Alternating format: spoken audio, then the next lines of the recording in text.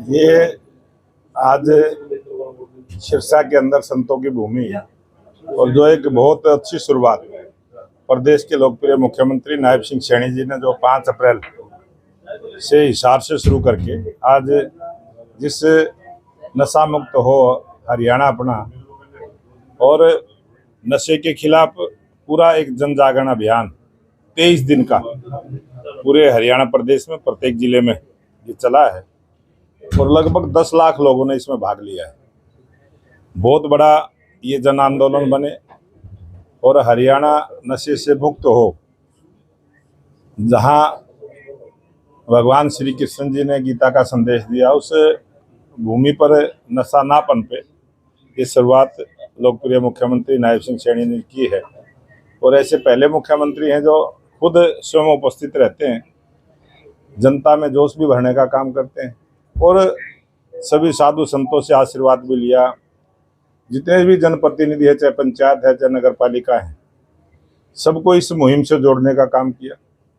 पूरा जो सरकारी तंत्र है उस सरकारी तंत्र को भी इस काम में लगाया और एक मानस पोर्टल भी बनाने का काम किया है, जिस मानस पोर्टल पर अगर कोई भी ड्रग्स से संबंधित कोई जानकारी देगा तो उसकी गोपनीयता भंग नहीं होगी, उसका नाम उजागर नहीं होगा।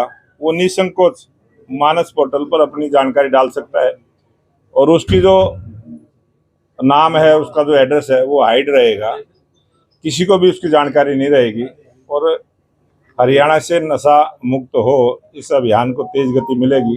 एक टेलीफोन नंबर भी जारी किया है, उस पर भी लोगों को इस प्रकार का कोई अपने घर के आसपास, कोई अपने मोहल्ले में, अपने गांव में, अपने वार्ड में, किसी भी एरिया में कोई इस प्रकार का कारोबार करता है उस पर भी अंकुश लगाने का काम करेंगे।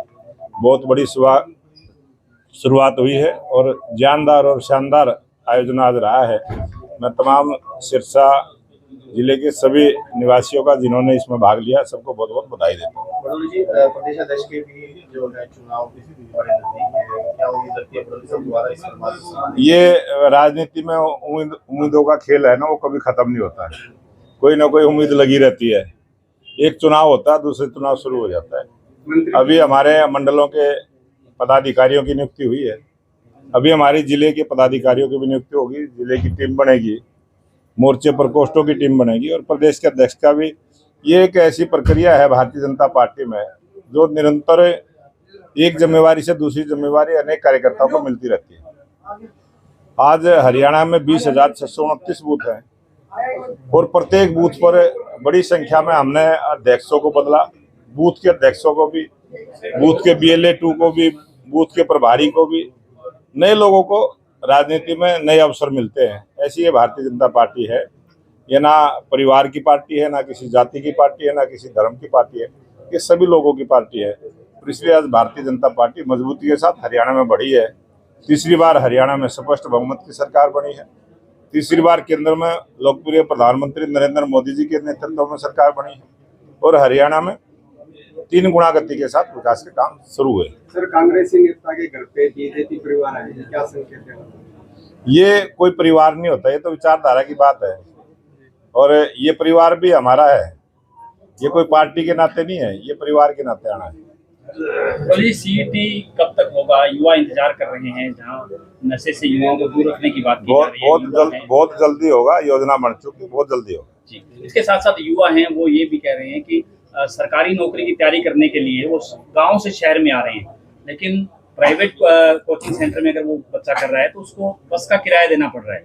अगर उसको लेकर के सरकार राहत दे दे, हमारी सरकार ने जैसे विधानसभा के चुनाव हुए थे और आचार संहिता 6 तारीख को हटी थी, आप सबको ध्यान में भी होगा, और जैसे आचार संहिता हटी थी हमने तुरंत एक ऐसी योजना चालू की थी कि जो गरीबी रेखा में रहने वाले हैं 1000 किलोमीटर की मुफ्त यात्रा वो करें और वो कहीं भी जा सकते हैं। हरियाणा से बाहर भी जा सकते हैं, हरियाणा में भी जा सकते हैं, अपने घर से शहर में भी जा सकते हैं।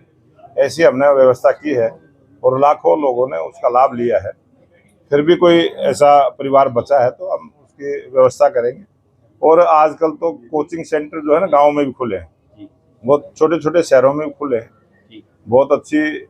और आजकल तो डिजिटल माध्यम से, तकनीकी माध्यम से घर बैठ के भी कोचिंग का काम चलता है, बहुत सारी क्लासें ऑनलाइन चलती है, बहुत सारी व्यवस्था करी। आज तो कोरोना के समय में बच्चों को भी ऑनलाइन पढ़ाने का काम किया। आज डिजिटल माध्यम से हरियाणा और पूरा भारत बहुत आगे बढ़ा है। डिजिटल के माध्यम से पूरे हरियाणा में क्या, पूरे देश में विकास के काम।